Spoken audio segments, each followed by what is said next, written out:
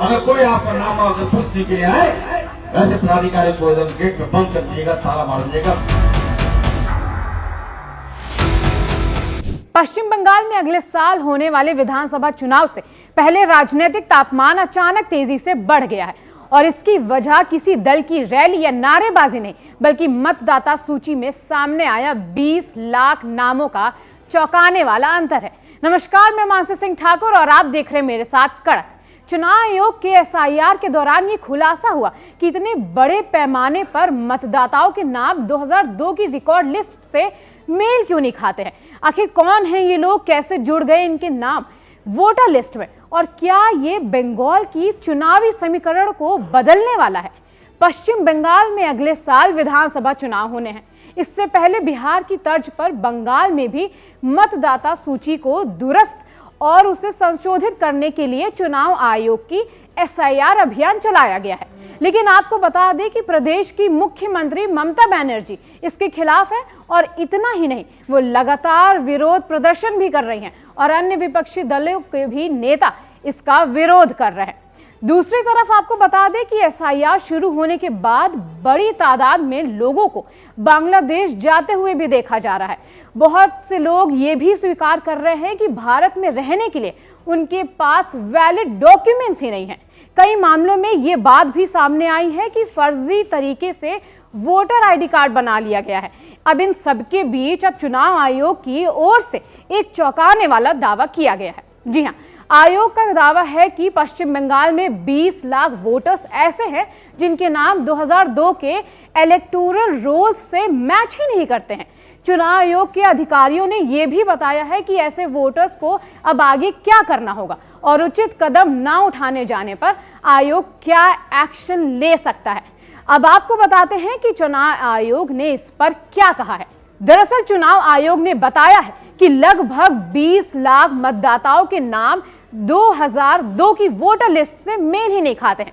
अधिकारियों के अनुसार यह अंतर तब सामने आया जब राज्य की नवीनतम मतदाता सूची की तुलना 2002 से 2006 के बीच तैयार की गई। एसआईआर आयोग के अधिकारी ने आगे बताया कि जारी एसआईआर प्रक्रिया के तहत बुधवार दोपहर तक 6 करोड़ से ज्यादा एन्यूमरेशन फॉर्म को डिजिटल रूप से बदल दिया गया। इन फॉर्म्स को उसके बाद मैपिंग प्रोसेस में लिया जाता है, जहां इन्हें पुराने एसआईआर रिकॉर्ड से मिलाया जाता है। अब चलिए आपको बताते हैं कि मैपिंग प्रोसेस क्या है। सबसे पहले है मैपिंग के तहत मौजूदा मतदाता सूची को 2002 की एसआईआर सूची से मिलाया जाता है। फिर इसके बाद देखा जाता है कि कौन कौन से नाम दोनों सूचियों में मौजूद है। उसके बाद ये पता किया जाता है कि क्या किसी मौजूदा मतदाता के माता पिता के नाम पुराने एसआईआर रिकॉर्ड में दर्ज है। फिर जहां ये मेल मिलता है, उन मतदाताओं की पहचान वेरीफाइड हो जाती है। आखिर में इस बार प्रोसेस में अन्य राज्यों की वोटर लिस्ट भी शामिल की गई है ताकि वेरिफिकेशन एक्यूरेट हो सके। अब जान लीजिए कि ये 20 लाख वोटर्स कौन है। और चुनाव आयोग के अधिकारी ने बताया कि शुरुआती जांच में पता चला कि करीब 20 लाख मतदाताओं के नाम अभी तक पुराने रिकॉर्ड से मेल ही नहीं खा पा रहे हैं। और कई मतदाता ये भी कह रहे हैं कि उनके परिवार पहले दूसरे राज्यों में थे, लेकिन अब बाद में बंगाल आकर बस गए हैं।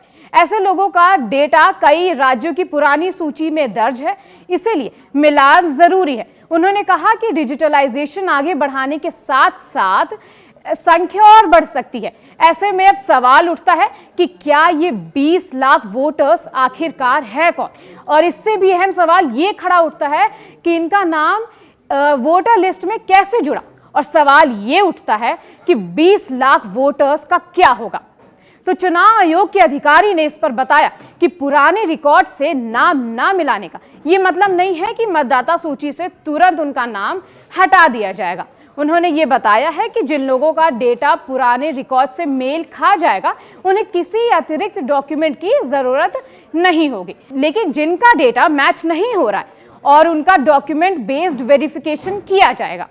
चुनाव आयोग ने यह भी कहा है कि इस पूरी प्रक्रिया का उद्देश्य भविष्य के चुनाव आयोग से पहले मतदाता सूची को अधिक सटीक, पारदर्शी और विश्वसनीय बनाना है।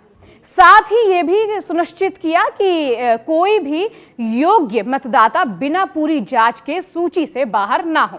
तो अब जब चुनाव आयोग डॉक्यूमेंट बेस्ड वेरिफिकेशन की तैयारी कर रहा है और विपक्ष इसे सियासी साजिश बता रहे हैं, तो साफ है कि आने वाले महीनों में मतदाता सूची ही बंगाल की राजनीति का सबसे बड़ा मुद्दा बनने वाली है।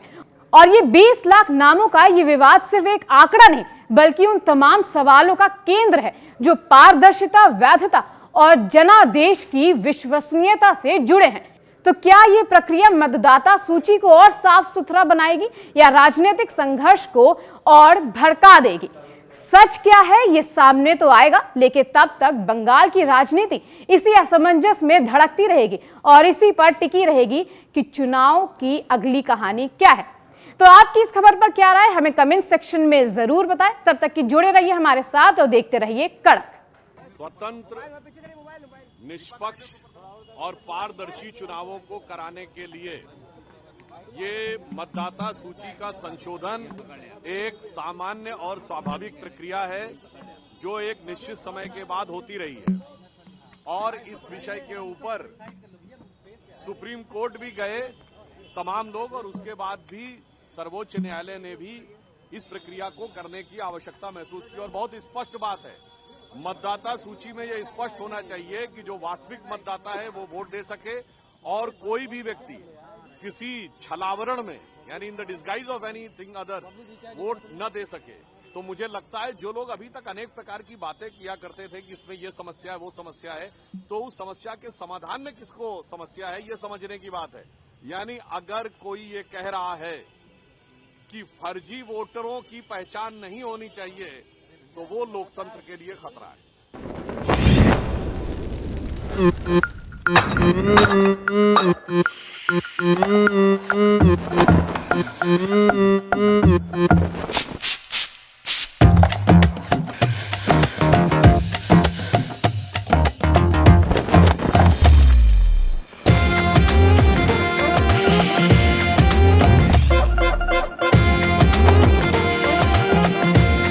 ये कड़क है।